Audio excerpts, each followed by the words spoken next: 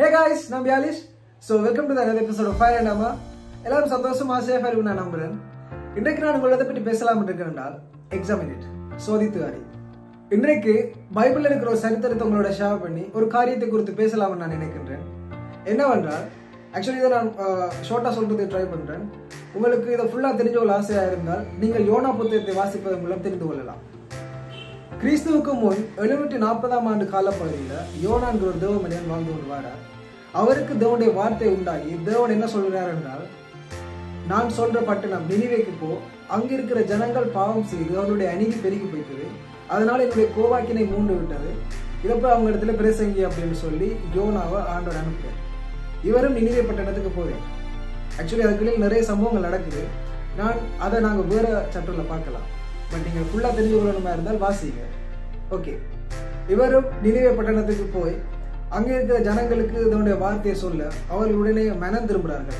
அவங்களோட பாவத்தை உணர்ந்து மனம் திரும்புகிற பட்சத்துல ஆண்டோடைய கோவாக்கினை அவர்களை விட்டு அகன்று போய் ஆண்டோடைய இரக்கம் அவர் மேல் பெருகி அந்த பட்டணம் ரட்சிக்கப்படுகிறது. ரட்சிக்கப்பட்ட அதே பட்டணம் சுமாராக 100 ஆண்டுகளுக்கு பிறகு கிறிஸ்துவுக்கு முன்பு 612ஆம் ஆண்டு காலப்பகுதியில மீண்டும் அதனுடைய பாவம் பெருகி நாகும் என்கிற ஒரு தேவ மனுஷன் ஊடாக அதற்கு வார்த்தை உரைக்கப்பட்டு அந்த பட்டணம் முற்றிலுமாக நியாயம் தீர்க்கப்பட்டு அழிக்கப்பட்டது. ஏனென்றால் அந்த பட்டணத்தின் பாவம் பெருகிற்று.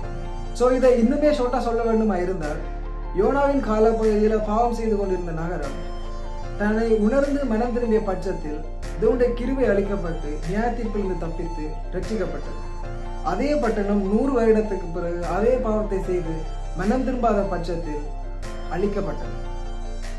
ஓகே காய்ஸ், இந்த சம்பவம் உங்களுக்கு எதை காட்டுகின்றது என்றால் எங்களுடைய தேவனாய கர்த்தருடைய முழுமையான தெய்வத்தன்மையை காட்டுகின்றது. உண்மைதான், எங்களுடைய கர்த்தர் இரக்கமும் மனதுருக்கம் உடையவர் தான். But at the same time அவர் நீதியை சரி கட்டுகிற தேவன். நாங்க என்னதான் பாவம் செய்தாலும் நாங்கள் அதை உணர்ந்து மனம் திரும்பி மன்னிப்பு கேட்கும் போது அவருடைய கிருபை நிமித்தம் எங்களுக்கு மன்னிப்பு கிடைக்கும், நாங்கள் ரட்சிக்கப்படுவோம். ஆனால் ஆண்டவர் எங்களுக்கு கிருபை தந்திருக்கிறார், நாங்கள் என்னதான் பாவம் செய்தாலும் அவர் எங்களை மன்னிப்பார் தானே அப்படின்னு சொல்லி எகத்தாளத்தோடு வாழ்க்கை வாழ்ந்து கொண்டு நாங்கள் எங்களுடைய பாவங்களை உணர்ந்து எங்களை சோதித்து அறிந்து நாங்கள் மனம் திரும்பாத பட்சத்தில் எங்களுக்கு ஆண்டவர் நீதியை சரி கட்டுவார், எங்களை அவர் நியாயம் தீர்ப்பார். அதற்காகத்தான் நியாய தீர்ப்பு நாள் என்று சொல்லி ஒன்று நியமிக்கப்பட்டிருக்கின்றது. சோ காய்ஸ், இன்றைக்கு ஆண்டவர் எங்களோடு பேசுகின்ற காரியம் இதுதான். எங்களை நாங்களே சோதித்தறிய வேண்டும். ஏனென்றால் அவனுடைய வார்த்தை சொல்கின்றது, நம்மை நாமே சோதித்தறிந்தால் நாம் நியாயம் தீர்க்கப்படும். ஆகவே நாங்கள் வரும் ஆபத்துக்கு தப்பித்துக் கொள்ள எங்களை நாங்களே சோதித்தறிய வேண்டும். எங்கள் பாவங்களை நாங்கள் ஆராய்ந்து அறிந்து அவற்றை நாங்கள் ஆண்டவரிடத்துல முழு மனதோடு உணர்ந்து அறிக்கை செய்யும் பட்சத்துல அவர் எங்களை மன்னிப்பார். நாங்கள் வரும் ஆபத்திலிருந்து தப்பித்துக் கொள்ளலாம். நியாய தீர்ப்பின் கோபாக்கினிலிருந்து நாங்கள் விடுபட்டுக் கொள்ளலாம். சோ நாங்கள் என்ன செய்ய வேண்டும்? தினமும் காலையில் எழும்பி, ஆண்டவரே இன்றைய நாளை என்னுடைய கருத்தில் ஒப்புக் கொடுக்கிறேன், பாவத்தில் ஈடுபடாத படிக்கு உமக்கு பிரியமில்லாத காரியங்களை செய்யாமல் பார்க்காமல் யோசிக்காமல் போகாமல் கேட்காமல் பேசாமல் இருக்க உங்களுடைய கருத்திலே என்னை ஒப்புக் கொடுக்கிறேன் அப்படின்னு சொல்லி நாங்கள் ஒப்புக் கொடுத்து அந்த நாளை தொடங்க வேண்டும்.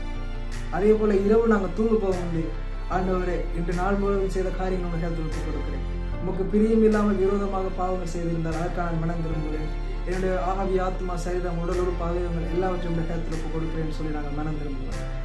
இந்த ஒரு பழக்க வழக்கம் எங்களுக்குள்ளே இருக்க வேண்டும். நாங்கள் தினமும் உங்களை கழுவி கொண்டே இருக்க வேண்டும். தினமும் நாங்கள் எங்களை சோதித்து அறிந்து ஆண்டவருக்கு பிரியமான ஒரு வாழ்க்கையை வாழ்கின்றோமா என்று சொல்லி நாங்கள் எங்களை அவதானமாக பார்த்து கொண்டே இருக்கிறோம். அப்படி நாங்கள் செய்யும் பட்சத்தில் நியாயத்திற்கும் கோபாக்கினிலிருந்து தப்பித்து வரும் ஆபத்திற்கு எங்களை காத்துக்கொண்டு நித்திய ஜீவனை பெற்றுக்கொள்ளலாம். சோ காய்ஸ், இன்றைக்கு நாங்களுடைய ஷேர் பண்ண காரியம் ஒரு தெளிவை ஏற்படுத்தியிருக்கும் நான் நினைக்கிறேன். அப்படி ஏற்படுத்தியிருந்தால் share with your friends. Because we should check the word by the word of God.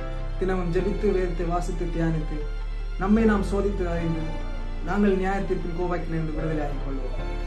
மீண்டும் நான் உங்களை இன்னொரு வீடியோவில் சந்திக்கும் வரைக்கும் stay safe, be happy, God bless you, love you all, bye.